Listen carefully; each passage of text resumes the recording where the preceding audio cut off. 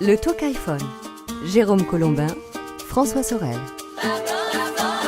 Bonjour à tous et bienvenue, c'est le Talk iPhone numéro 30, c'est toute l'actualité de l'iPhone, de l'iPad et de l'iPod, et pendant une demi-heure, eh bien vous allez en avoir pour votre argent. Bonjour Jérôme. Salut François, bonjour à tous, et il y a un programme chargé pour ce Talk iPhone numéro 30.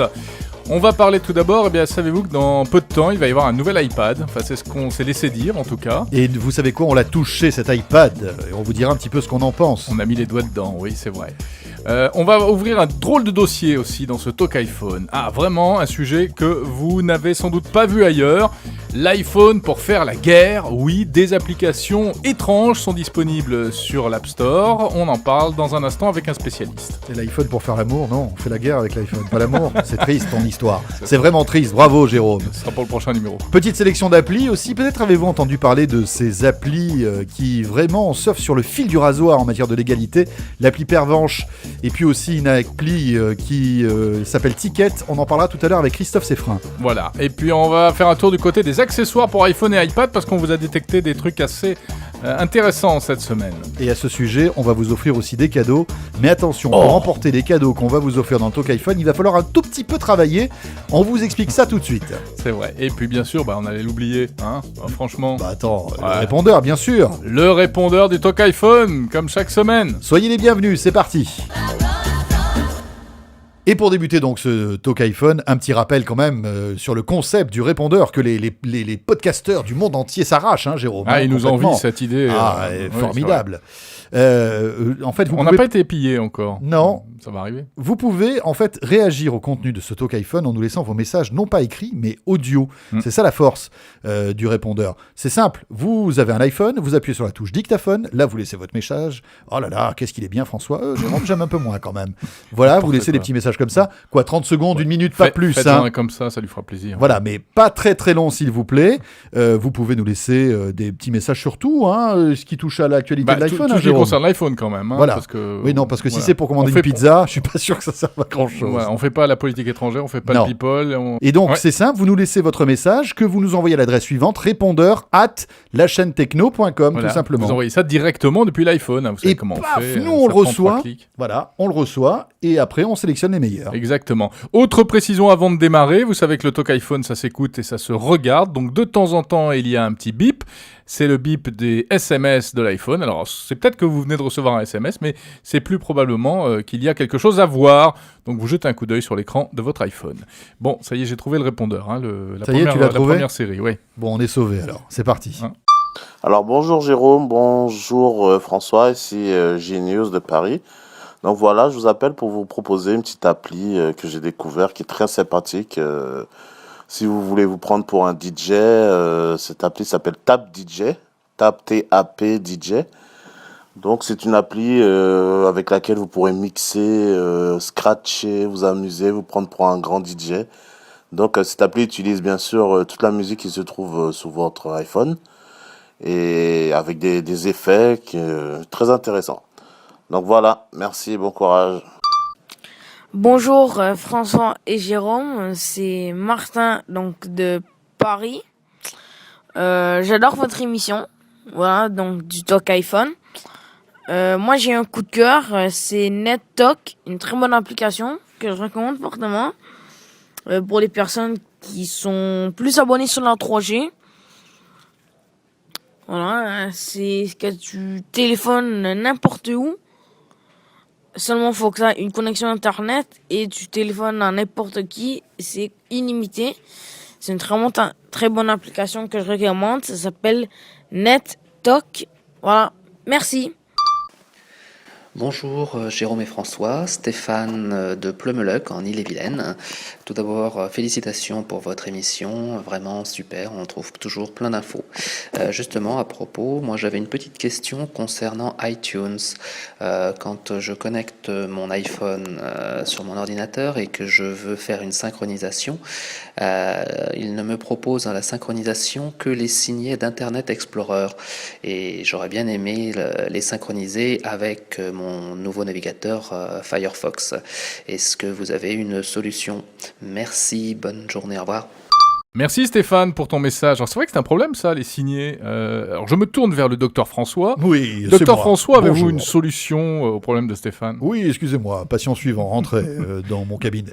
Non, mais répondez tout de suite à ce patient-là d'abord. Oui, concernant les signés, alors j'ai pas la réponse véritablement, mais c'est une petite astuce. Ah, En Oula. fait, tu copies tes signés que tu as dans Firefox, tu les mets dans Internet Explorer et après Ouais. tu synchronises avec ton iPhone. ouais, c'est pas bête. Voilà. Ouais, ça peut- Bon, alors c'est pas l'idéal, mais au moins ça un marche. peu lourdingue, mais c'est pas bête. ouais. Un peu lourdingue. Merci, pas docteur sympa, François, Jérôme. pour cette réponse. Ça fait 70 €, monsieur. Mais bon, c'est remboursé par la sécurité sociale. hein. Bon, alors attends, tout à l'heure tu as parlé de cadeaux, mais on n'en parle Oui. pas pour l'instant, hein, Non, c'est ça? non. Plus tard. Mais Ok. ce qu'on peut vous dire, c'est qu'on va vous offrir des cadeaux très sympathiques qui vont embellir votre iPhone. Ouh. Voilà. Oh, Et, oh, oh, et oh. vous faciliter vos communications au quotidien. Ouais, c'est des autocollants. non, Non, c'est beaucoup mieux que des C'est autocollants. beaucoup mieux. Mais en échange, il va falloir travailler. C'est tout ce qu'on doit vous dire aussi. Le Talk iPhone. Alors on va parler maintenant d'un sujet un peu étrange, je suis sûr que ça va vous intéresser. Vous savez qu'il y a depuis quelque temps sur l'App Store des applications un peu spéciales qui sont destinées, pour faire court, à faire la guerre. hein. Alors vous avez par exemple une application... À faire la guerre, c'est-à-dire faire Eh la ben, guerre. il y a une application, par exemple, qui s'appelle, alors attends que je la retrouve, qui s'appelle eSnipe, qui est faite pour les snipers. Il y a une application pour apprendre à tirer, une autre pour calculer la manière dont il faut tirer avec tous les paramètres, la vitesse du vent, etc. Il y a aussi des applications pour se géolocaliser. Mais tout ça, c'est pas du jeu. Ah, c'est pas du tout du jeu, non, non, non. Alors, il y en a notamment une qui a été créée par un militaire américain qui a une grande expérience en la matière et qui a voulu offrir à ses soldats le moyen, par exemple, de donner leur position et de l'envoyer directement au QG. Bon, alors si j'ai bien compris, Jérôme, l'iPhone peut être utile pour faire la guerre, mais quelle horreur. Bon, heureusement, nous avons un Si Steve spécialiste. savait ça, Si si Steve Steve savait Jobs ça, bah oui. Heureusement, nous avons un spécialiste qui va un petit peu éclairer notre lanterne. Il s'agit de Jean Guinel. Jean Guinel est journaliste spécialisé au Point sur tout ce qui touche aux militaires et à la défense. Bon alors, Jean Guinel, est-ce que l'iPhone, finalement, peut servir aux militaires ? L'iPhone présente toutes les caractéristiques d'un appareil qui pourrait être utile à l'intérieur d'Elite. En tout cas, c'est ce que les concepteurs des applications spécialisées prétendent. Ouais, c'est notamment Maintenant- l'application eSnipe. Hein. Voilà. Donc les tireurs d'élite, ce sont des soldats qui utilisent des fusils tirant à distance relativement longue, y compris jusqu'à 2 km et plus, avec les fusils de calibre 12,7 mm, qui tirent donc des balles très grosses, très puissantes, et qui vont très loin. Dans ces conditions-là, quand vous êtes un tireur d'élite, vous fonctionnez avec des armes qui sont pratiquement des armes d'artillerie. C'est-à-dire que elles sont extrêmement sensibles. Toutes le sont, mais quand vous tirez à grande distance, c'est encore plus fort. Elles sont extrêmement sensibles au vent, à la chaleur, à la pression atmosphérique, à des tas d'éléments météo que le tireur d'élite doit maîtriser parfaitement et que des applications électroniques permettent de l'aider à calculer. Donc si vous avez les bonnes interfaces avec ce qu'on appelle les inputs, c'est-à-dire tous les éléments qui viennent de l'extérieur, vous pouvez sur votre iPhone les mettre en relation, faire les calculs et préparer votre tir. Voilà. Ouais, Mais je n'ai pas l'expérience du Vous n'avez pas essayé? tireur d'élite. Non. J'essaie de tuer personne, moi. Alors maintenant, qu'est-ce que ça donne dans la réalité? Je demande à voir, parce que quand vous voyez un simple ordinateur militarisé, alors dedans, dans le ventre de la bête, c'est à peu près la même chose, mais à l'extérieur, c'est pas du tout pareil. C'est-à-dire qu'il est étanche, il peut tomber dans 1 mètre d'eau ou 2 mètres d'eau et résister, on peut lui rouler dessus, il peut tomber de 2 mètres de haut, il peut faire une chute, il peut Il est supporter un durci. parachutage. On appelle ça Il est durci. extrêmement, voilà, on appelle ça durci. Il y a du boulot pour durcir à ce niveau-là un iPhone, évidemment. Effectivement, l'iPhone, c'est plutôt l'appareil de salon, hein, pour les cocktails, les choses en comme tout ça. cas, c'est un appareil qui est très adapté à des utilisations civiles, urbaines, voilà, mais dès qu'il tombe dans la gadoue et on est sous des trompes d'eau, il aime pas trop quand même. Hein. Bon, cela dit, on peut mettre des coques, etc. Jean Guinel, il y a aussi autre chose, une application qui a été créée par un militaire américain pour que les soldats se localisent, c'est ça? Oui, alors, c'est pareil. Il faut voir quels sont si vous voulez, les systèmes militaires de localisation, qui s'appellent le GPS, puisque le GPS est un outil militaire devenu civil. Les outils militaires d'application n'ont besoin d'aucune installation au sol pour fonctionner, puisqu'ils reçoivent des signaux satellites et les présentent sur une interface lisible et tout ça. Les applications militaires professionnelles fonctionnent pour la localisation, fonctionnent avec le GPS notamment, avec d'autres systèmes aussi, mais avec le GPS notamment. Ce que peut éventuellement faire l'iPhone, mais il y a aussi d'autres localisations avec les réseaux GSM. Moi, à vrai dire, j'ai pas très bien compris. J'ai moins bien compris cette application-là parce qu'il me semble qu'elle ne peut fonctionner que dans des environnements très informés, avec des balises radio, avec des choses comme ça, un peu comme le GSM. Et les militaires, par définition, il leur arrive très souvent de fonctionner dans des zones où il n'y a pas de signaux autres que les signaux militaires, quoi. Si vous utilisez Tactical ou TACNAV dans le 17e arrondissement de Paris, il n'y a absolument aucun problème, il y a des signaux partout. Ouais, mais en pleine cambrousse, c'est moins évident, quoi. Si vous êtes sur le plateau de Mille Vaches, c'est déjà moins bien. Et alors en Afghanistan, il y a du signal GSM. Moi, j'y suis allé plusieurs fois. Il y a du signal GSM, mais il est extrêmement faible, il est très aléatoire. Il fonctionne pas. Parfois, il est coupé. Donc, vous voyez, ça, c'est pas une application réellement militaire. C'est une application qui peut. Alors, il faut aussi voir qu'il y a des applications comme ça sur des outils individuels qui peuvent être extrêmement utiles pour l'entraînement. C'est-à-dire pour l'entraînement individuel, pour pas cher. Le soldat peut se familiariser avec des interfaces qu'il utilisera sur le terrain, quoi. Voilà, l'iPhone pour faire la guerre, c'est assez impressionnant quand même. Hein. Je te sniperais bien avec du paintball, tu vois. Non, mais moi je me demande si ça peut pas donner de mauvaises idées à certains quand même, ce genre d'application. Ouais, enfin bon, on n'a pas tous un sniper dans le coffre de sa voiture, hein, accessoirement, hein, Jérôme. Un sniper, c'est un soldat, tu parles de quoi? Non, mais c'est d'un quoi, fusil, un pour fusil sniper. comment on appelle ça? Bah, un fusil, quoi, une Non, arme. un fusil à lunettes. Ouais, voilà. il y connaît rien. Ah non, il mais connaît non. rien. Mais moi, tu vois, non, en mais, guerre, je suis novice. Puis comme question jeu vidéo, c'est Angry Birds plutôt que Call Ah of oui. Duty. Qu'est-ce que vous voulez que je vous dise? C'est vrai. Ah, c'est vrai qu'avec Angry Birds, on peut pas faire du sniper. Hein. Le Talk iPhone. Jérôme Colombin, François Sorel. Bon, si on passait aux applis, François. C'est une bonne idée, d'autant que là, nous avons une espèce de moisson d'applis, les amis, à vous proposer. Plein de choses intéressantes. Ouais. Tout d'abord, le guide Michelin sur l'iPhone. Alors, si vous tapez Michelin sur l'App Store, vous allez voir apparaître des tas d'applications. Il y en a même une qui peut transformer votre iPhone en pneu.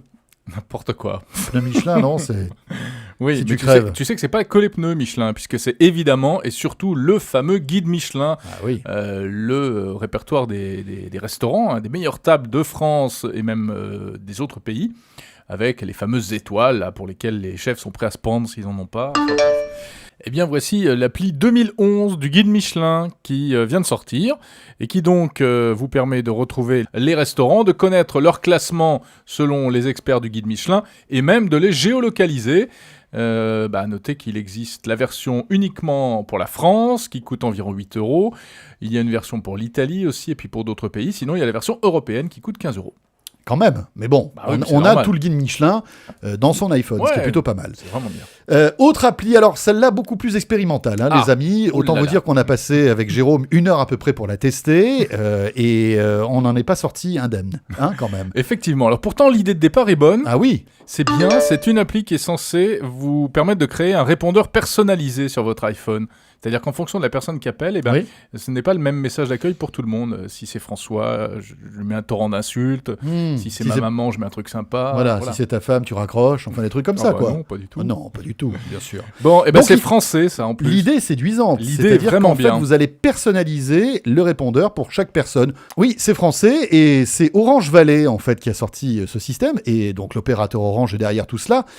Déjà, premier point qu'il faut signaler, c'est que ça marche chez tous les opérateurs. C'est-à-dire Ouais. qu'en fait, c'est une appli qui a été développée par Orange, mais qui fonctionne à la fois chez Bouygues et chez SFR. Bon, et ça, chez c'est même les plutôt autres bien. opérateurs. Ça, Alors, c'est plutôt pas mal. Ça s'appelle VoiceFeed. Oui, c'est Et- gratuit. C'est gratuit. Bon, le seul problème, c'est que effectivement, quand il s'agit de passer à l'action et de paramétrer le bazar, eh bien, Ah oui.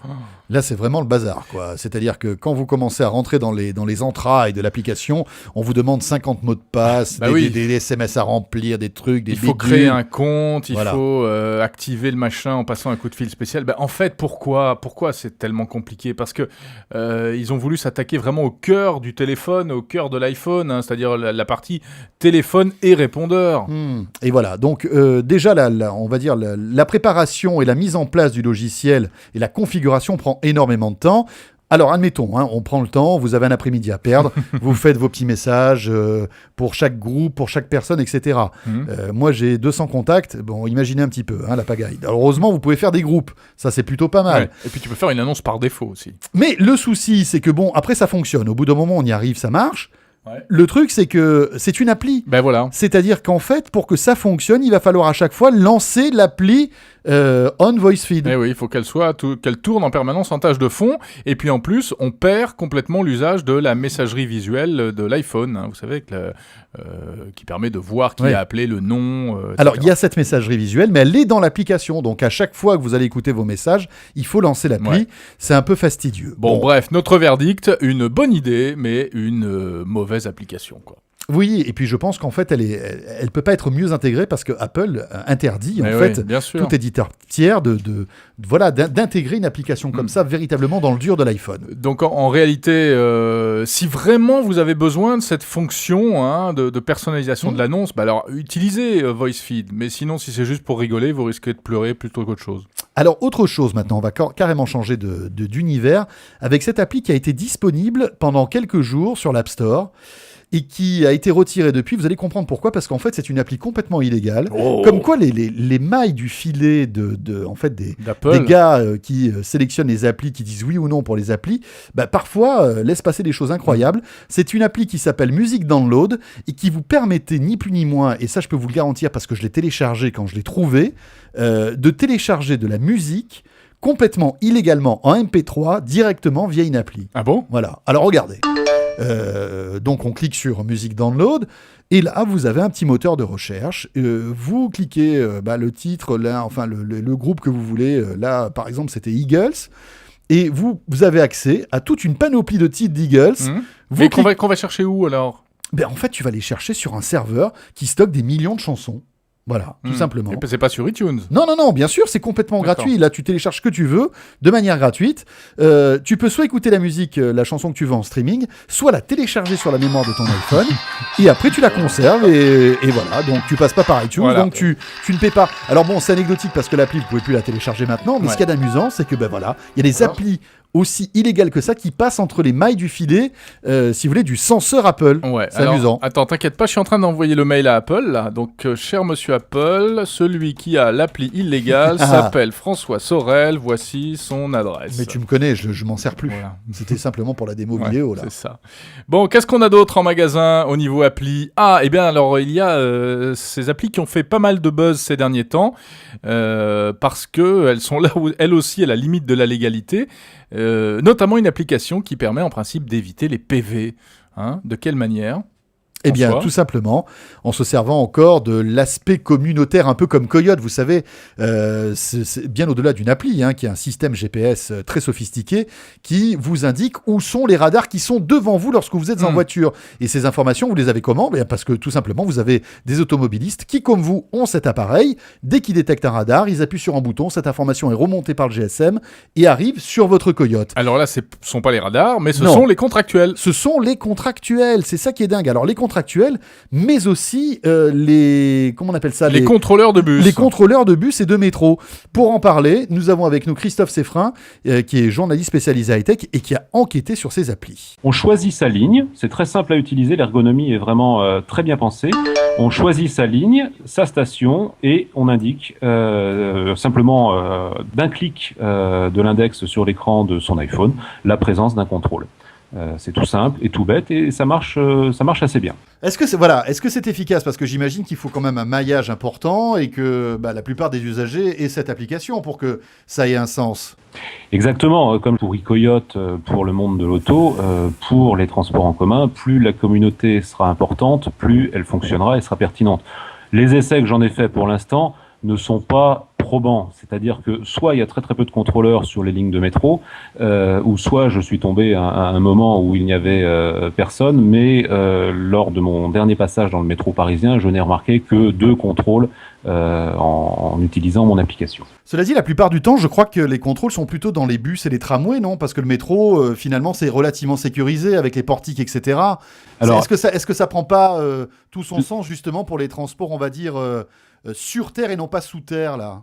Alors, pour ce qui est de Paris, qui est celle que j'ai utilisée, ça ne concerne que le métro, hein, donc avec les lignes 1 à 14 et les lignes de RER A, B, E, C et D. D'accord, ok. Bon, alors ça, c'est pour les transports en commun. Et alors, autre chose qui est toujours étonnant, pour comme ça surfer presque sur l'illégalité, c'est une appli qui détecte les pervenches pour nous? Alors, elle les détecte tout simplement pourquoi? Parce qu'on les lui signale.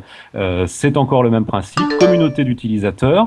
On se géolocalise avec son iPhone au moment où l'on se gare et on peut consulter régulièrement son mobile pour savoir si des pervenches ont été signalées dans le secteur. De même, si l'on aperçoit des pervenches en train d'agiter leur carnet vert auprès des voitures, eh bien, on peut signaler leur présence en se géolocalisant à un endroit précis. Ça marche aussi de la même façon. Et la communauté est importante? Pour l'instant, pareil, c'est une application toute fraîche, toute neuve. Je suis allé récemment à Paris en voiture, il n'y avait pas beaucoup de pervenches signalées. Personnellement, je regrette un petit peu que l'interface de cette application soit pas forcément très très conviviale. Voilà. Alors que celle de Un Ticket, qui est une application faite par 2 étudiants en informatique lillois, est tout à fait ergonomique et très pratique. Celle de Pervenche me laisse un petit peu plus sur ma faim. Alors vous êtes renseigné, vous êtes allé voir à la préfecture. Qu'en pensent les policiers justement concernant cette application Pervenche? Eh ben, ils n'en pensent rien parce que ils ne peuvent pas en penser grand-chose. Je m'explique. Cette application est tolérée. Alors, il n'y a pas du tout d'interdit dessus. J'ai eu la préfecture de police de Paris en ligne et qui m'a signalé que tant que cette application était une application communautaire, les gens avaient tout à fait le droit d'être informés. Maintenant, à partir du moment où cette application pourrait devenir gratuite, les choses pourraient devenir payantes, pardon. Les choses pourraient en être autrement parce que il ne serait absolument pas toléré que des gens fassent des sous sur le travail des pervenches. Mais pour l'instant, il n'y a pas de problème, on peut l'utiliser. D'accord. Ça ne marche que sur Paris ou ça fonctionne sur toute la France? Ah, ça fonctionne partout. D'accord. Puisqu'on peut se géolocaliser même à l'échelle de la planète. Christophe Seffrin, merci beaucoup. Rappelons que vous êtes journaliste spécialisé dans le monde des nouvelles technologies, qu'on peut vous lire entre autres dans VSD régulièrement. Merci. Le répondeur. Bonjour à tous, Florian de Paris. Tout d'abord, je tiens à vous féliciter pour ce rendez-vous bimensuel, convivial et instructif, dont je suis devenu inconditionnel. Ensuite, je trouve vraiment dommage que la caméra de l'iPhone 4 ne permette pas de zoomer, alors qu'il est possible de le faire lorsqu'on prend une photo. Enfin, en matière de reconnaissance vocale, dommage qu'il n'existe pas une application de gestion des tâches, où il suffirait de dicter les tâches à effectuer pour que celles-ci s'affichent et puissent être réordonnées, marquées comme effectuées ou supprimées. Merci d'avance pour vos réponses et bonne continuation. Bonjour François, bonjour Jérôme et bonjour à tous les auditeurs du Talk iPhone. Laurent de Saint-Jean-d'Angély en Charente-Maritime. À l'heure où l'on parle de la gratuité de MobileMe, de la localisation de l'iPhone grâce à cette application, j'aimerais savoir pourquoi celle-ci n'est pas accessible pour les iPhone 3GS, même équipés de l'iOS 4.2. Voilà, merci. Salut Jérôme, salut François, Vincent, 30 ans de Picardie. Voilà, c'était pour vous présenter une appli que je trouve très utile et que j'attendais. Donc elle s'appelle Instacast. Elle coûte 1,59€ sur l'App Store et elle permet en fait de gérer vos podcasts et ce sans passer par iTunes. Donc vous pouvez vous abonner à vos podcasts, regarder d'un seul coup d'œil les derniers podcasts arrivés, les télécharger et c'est vraiment très pratique. Voilà, continuez comme ça, à bientôt. Merci pour tous ces messages. Et puis, tiens, concernant le message de notre auditeur précédent qui se demandait pourquoi le 3GS n'était pas compatible avec le service de localisation automatique de l'iPhone au cas où tu le perds ou on te le vole, je n'ai pas la réponse, malheureusement. Peut-être que techniquement, il n'est pas aussi, on va dire, poussé et perfectionné que l'iPhone 4. Pourtant, il a bien un GPS. Il a pourtant un GPS, effectivement. Mais c'est une fonction que je vous invite à installer sur votre iPhone 4, la localisation gratuite. C'est vraiment super facile à faire. Et puis au moins, quand on l'a fait une fois, après au cas où vous auriez ou perdu ou vous êtes fait voler votre iPhone, vous pouvez savoir où il est. Alors bon, ça sert pas à grand chose, mais vous pouvez même ajouter des infos, faire afficher des informations et même l'effacer à distance. Et c'est complètement gratuit. Ça passe par MobileMe. Même si on vous vole votre iPhone, vous pouvez donner une claque au type. Enfin, c'est génial. Il se prend une décharge électrique. Enfin bref. C'est truc sympa. Bon, vous savez que le 25 mars, le nouvel iPad arrive en France. Oui. Il sera déjà sorti aux États-Unis le 11 mars. Alors, on l'a vu, ce nouvel iPad. D'ailleurs, des tas de vidéos à retrouver sur la chaîne techno.com. Tout à fait. Pour découvrir cette nouvelle tablette. Regardez-le un petit peu, là. On vous met quelques petites images. Ouais. Il a l'air sympathique. Alors, bien sûr, dès que nous en aurons un en main, la chaîne techno.com vous proposera un test complet de cet iPad. Qu'est-ce qu'on peut en dire, Jérôme? Un plus fin, plus puissant, plus léger. Bon, voilà, c'est vraiment pas une révolution. C'est juste une mise à jour par rapport à la concurrence. Mais ce qui est étonnant, c'est que déjà la concurrence a réagi et notamment, chez Samsung, alors que Samsung a annoncé à Barcelone il n'y a pas très longtemps une tablette de 10 pouces qui ressemble un peu à l'iPad. Qu'on peut voir sur la chaîne techno.com d'ailleurs. Exactement, la Galaxy Tab 10.1, eh bien, des huiles, des hauts responsables de chez Samsung ont même laissé entendre que en fait, il fallait qu'ils revoient leur copie face au nouvel iPad parce que ce ne serait pas à la hauteur. Voilà, étonnant. Rajoutons aussi qu'il a 2 petites caméras qui permettent enfin la visiophonie via FaceTime. On en reparlera, c'était juste un petit clin d'œil pour dire que cet iPad 2 allait bientôt sortir. Tiens, alors on a voulu cette fois dans le Talk iPhone faire un petit zoom sur certains accessoires qui nous semblent intéressants. À propos d'iPad, moi il y a un truc qui m'a bien plu, c'est un accessoire signé Griffin et qui permet d'accrocher votre iPad dans la voiture. Alors non pas sur le tableau de bord pour le conducteur, mais pour les passagers arrière, pour regarder des films, exactement comme on installe les petits lecteurs de DVD. Et bien là, pas besoin de DVD. Vous mettez l'iPad, pas mal. Et cette housse est munie d'une sangle, vous l'accrochez à l'appui-tête et hop, ça fait le cinéma pour les passagers arrière. C'est vraiment, vraiment bien ça. Voilà, Griffin qui fait ça. Ouais. Autre accessoire sympathique, ce qui vient de la marque Scott. Alors Scott, c'est pas une marque très très connue.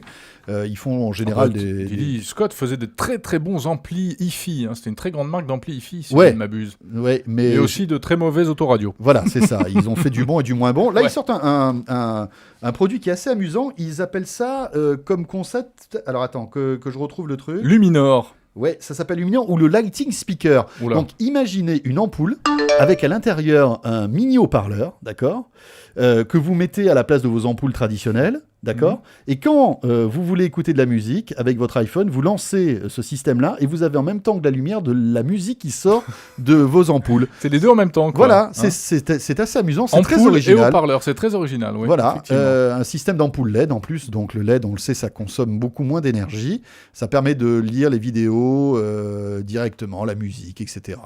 Ça coûte un peu cher, 199 €. Ouais. L'ampoule, 99 €. Et vous pouvez même acheter un subwoofer pour avoir des basses, parce que bien sûr, sur une ampoule, t'as pas beaucoup de basses. Et le subwoofer coûte 129 €. Ouais, ça dépend de l'ampoule. Non, mais ce qu'il y a d'amusant, c'est qu'en fait, tu peux avoir plusieurs tu vois plus, en fait, tes haut-parleurs. Tes haut-parleurs sont dans la lampe. Sont dans la lampe. Ouais, voilà. Bon, il fallait y penser. S'il fallait y penser, c'est original. Tiens, autre chose, accessoire très utile pour l'iPhone. Alors, vous savez qu'il y a des oreillettes, bien sûr, qui permettent de téléphoner en éloignant le téléphone de la tête, et ça, c'est important au niveau de la santé. Ouais. Eh bien, voici l'oreillette vintage. C'est un combiné téléphonique comme ça existait dans les années 70-80.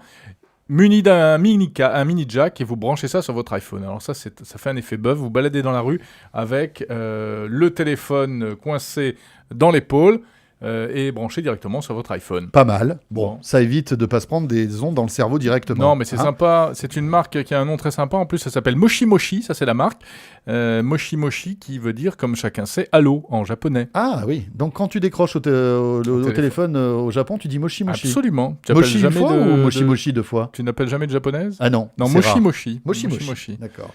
Donc il y a ça, et puis il y a la version luxe. Il y a la version luxe. Alors imaginez une espèce de téléphone sans fil très design, très fin, noir laqué, superbe, sur lequel vous avez quand même la possibilité de plugger votre iPhone comme un dock, d'accord ? Donc vous arrivez chez vous le soir, vous pluguez votre iPhone sur ce système-là, vous avez un téléphone sans fil qui est combiné sans fil qui est disponible, et à partir du moment où votre iPhone est branché, eh bien, pour prendre un appel issu de votre iPhone, il suffit de décrocher le combiné, et comme c'est du Bluetooth, ça marche sans fil. Voilà. Bon, alors évidemment, ça n'a pas la portée du DECT, ça va marcher dans une pièce ou deux maxi, mais c'est sympa parce que à partir de ce moment-là, ce n'est plus votre iPhone qui va décrocher, mais ce petit combiné sans fil. Mais oui, en fait, c'est 2 appareils en un. D'une part, le combiné qu'il a est sans fil, et en plus, une station pour recharger votre iPhone. Voilà. Alors, vous pouvez choisir des sonneries, etc. C'est plutôt sympa. C'est un très joli cadeau qu'on va vous offrir aussi. Et voilà, nous y arrivons. Juste à la fin du Talk iPhone, eh bien maintenant, on peut vous le dire. Oui, on va vous offrir alors 3 combinés Moshi là, avec le câble. Voilà, vintage, avec le combiné téléphonique comme au bon vieux temps, à l'époque où tu étais jeune, Jérôme. Exactement. Et un Moshi Bluetooth avec la base de rechargement pour iPhone. Voilà, un cadeau pour le dernier qui coûte 129,90 €. Et les combinés Moshi sont à 29,90 je crois. Exactement. Et donc ces cadeaux, on vous Alors les qu'est-ce offre qu'il faut comment ? faire pour ça, patron ? Alors attention, là, pas de tirage au sort et tout, on va vous demander de devenir les reporters du Talk iPhone, parce que en fait, on s'est rendu compte que souvent, vous nous laissiez des messages avec des tests d'appli. Et bien voilà, en fait, on va récompenser les messages qu'on va recevoir sur des tests d'appli, tout simplement. Donc, comme d'habitude pour le répondeur, vous allez nous laisser un message via l'appli du répondeur, donc le dictaphone sur l'iPhone. Alors d'abord, vous testez une appli. Ah oui, surtout ça c'est plus important. Et ensuite, vous enregistrez votre message et vous nous faites une mini-chronique en 1 minute, on va dire. Maxi. Allez, 1 minute maxi, 1 Oui, minute parce 30 qu'après, pour ça ceux fait qui trop. débordent. Ouais. Vraiment très court. Vous nous dites pourquoi cette appli est intéressante. Donnez-nous envie de la télécharger. Ce qui est bien, ce qui est pas bien aussi dans l'appli. Ce qui est pas bien, voilà. Coup de cœur, coup de gueule, négatifs. etc. Alors ça peut être une appli, ça peut être aussi un accessoire. On peut aller vraiment tout ce qui touche l'univers de l'iPhone. Et on va prendra les meilleurs. On prendra les meilleurs. Et pour l'auteur de la chronique, en fait, du petit test que nous aurons sélectionné, il y aura ces cadeaux. Donc allez-y. Le dictaphone, vous nous laissez votre appli, vous envoyez ça à répondeur@lachaînetechno.com, tout simplement. Exactement. Verdict la semaine prochaine et on vous entendra. Les testeurs du Talk iPhone. Non, c'est pas la semaine prochaine, c'est le mois prochain, François. Ah oui, le mois prochain. On aimerait bien venir toutes les semaines, vous le savez, mais il y a tellement d'actualités et on a pas mal de choses à faire, donc on peut pas être dans le Talk iPhone toutes les semaines. On se retrouve donc le mois prochain. Voilà, d'ici là, on attend vos tests d'appli, d'accessoires. N'hésitez pas aussi à nous laisser vos messages sur le répondeur du Talk iPhone. Et on vous souhaite d'ici là plein de bonnes choses. Rendez-vous le mois prochain sur la chaîne techno.com. On a un peu débordé pour ce Talk iPhone, mais c'est pas grave. Et puis, retrouvez-nous aussi sur le site iphone.fr, comme d'habitude. Salut à tous. Ciao, bye bye, portez-vous bien. Le Talk iPhone. Jérôme Colombin, François Sorel. Eh bien donc... Il y en a qui se sont pendus d'ailleurs. Oui, aussi. oui, on rigole, mais bon, c'est limite là. Oui. Évidemment que c'est limite. Non, mais attends. Il s'est suicidé parce qu'il a perdu une étoile. Bah ouais, mais qu'est-ce que tu veux que je dise ? Oui, c'était qui d'ailleurs ? Non, mais tu enlèves pendre, c'est tout. Après, c'est bon. J'enlève pendre.